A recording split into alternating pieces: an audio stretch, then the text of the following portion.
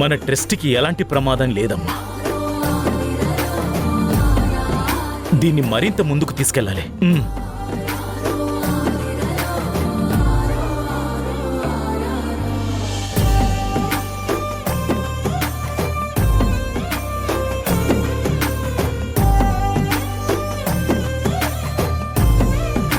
నన్ను క్షమించండి.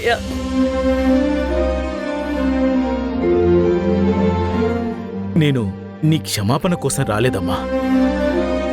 నువ్వు కష్టపడి పెంచిన మన ట్రస్ట్, దానికి సంబంధించిన మన ఇన్స్టిట్యూట్లని నీ నుంచి జరగకూడదనే వచ్చాను. నీ కలల సౌధం ఈ ట్రస్ట్. అలాంటి ట్రస్ట్ నీ చేయి జారిపోకూడదనే నేను వచ్చాను.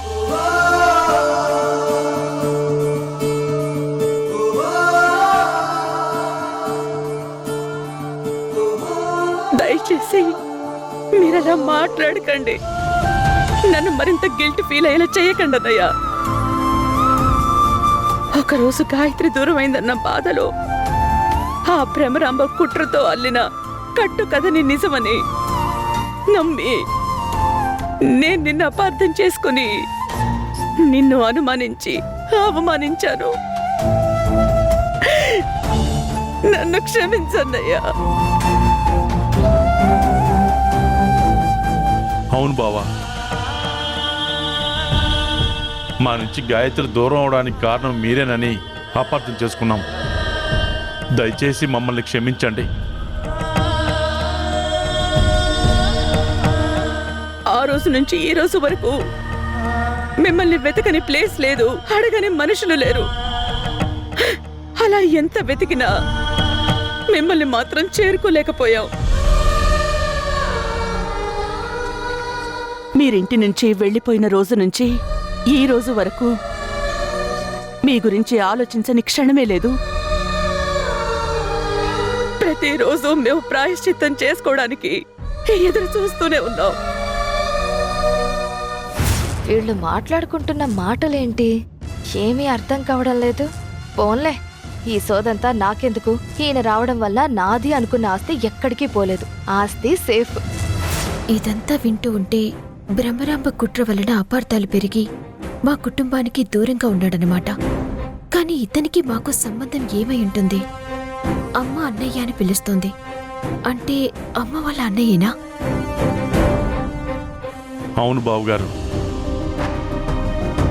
ఈరోజు మీరు మమ్మల్ని క్షమించకపోతే అసలు ఇన్ని రోజుల మా ప్రయత్నానికి అర్థం ఉండదు. దయచేసి మమ్మల్ని క్షమించండి. అయ్యో, అవే మాటలు బావుగారు.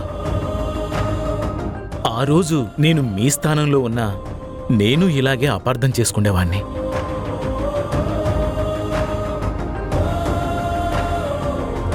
మీరలా మాట్లాడడానికి కారణం మీకు గాయత్రి మీద ఉన్న ప్రేమ.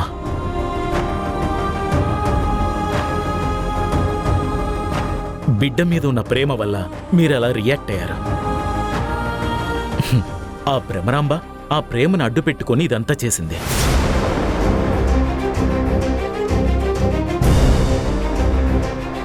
ఇందులో మీరు చేసింది కాని మీ తప్పు కాని ఏం లేదమ్మా.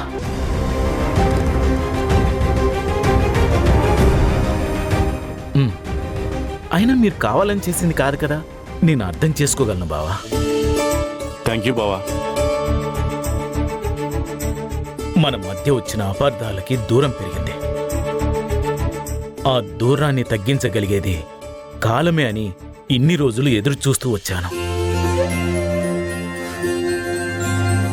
ఈ రోజుతో మన అపార్థాలన్నీ తొలగి అందరం కలుసుకున్నాం. నాకు చాలా ఆనందంగా ఉంది.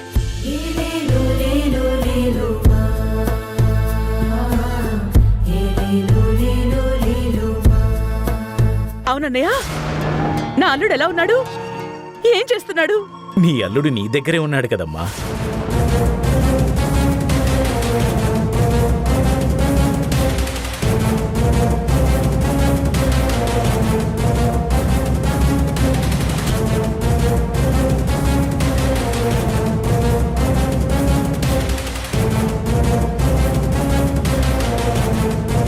అల్లుడు మా దగ్గర ఉండడం ఏంటన్నయ్య?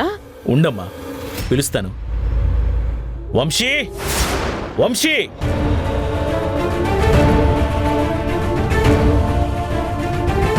వంశీ నానా వంశీ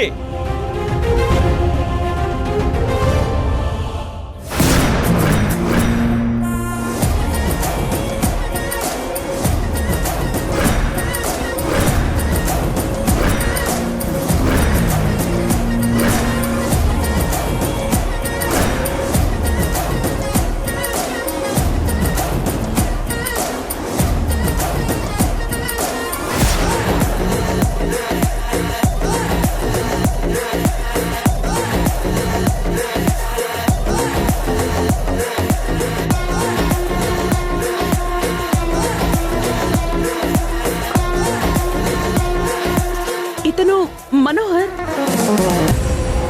అవునమ్మా, మనోహర్, వంశీ మనోహర్.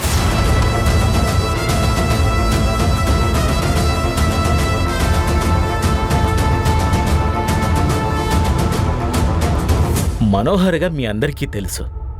చిన్నప్పుడు మనమందరం వంశీ అని పిలిచేవాళ్ళం.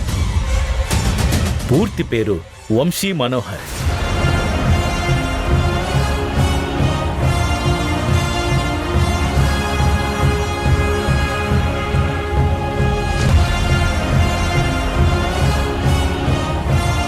నేను మీ దగ్గర నుండి వెళ్ళిపోయిన తర్వాత వీని ఫారెన్కి పంపించి చదివించాను. మనోహర్ ఏంటి అల్లుడా? మరి నాతో పరిచయం అయినప్పుడు అనాథనని చెప్పాడు. అంటే కావాలని నాకు అబద్ధం చెప్పి ఇంట్లోకి వచ్చాడా? అంత అవసరం ఏమొచ్చింది మనోహర్కి? వీడు ఫారెన్ నుంచి వచ్చిన తర్వాత నా కోడలు గాయత్రి ఇంకా దొరకలేదని తెలుసుకొని తనను వెతకడానికే ఇక్కడికి వచ్చాను.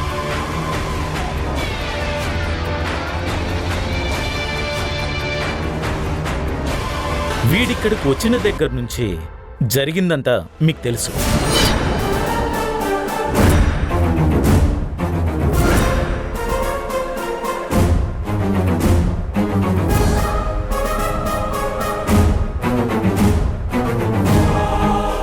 అలా అయితే మనోహర్కి నేనే గాయత్రిని అని తెలిసిన తర్వాత కూడా ఎందుకు ఓపెన్ అవ్వలేదు?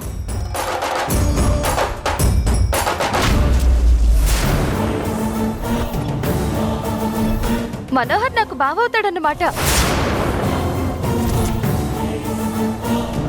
హాయ్ బావా.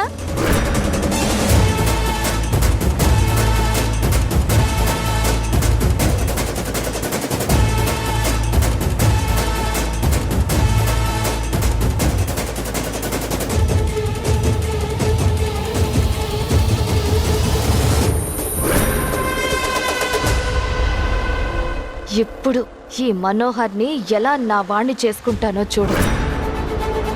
నీది అనుకున్న ప్రతిదీ నా దానిగా చేసుకుంటాను.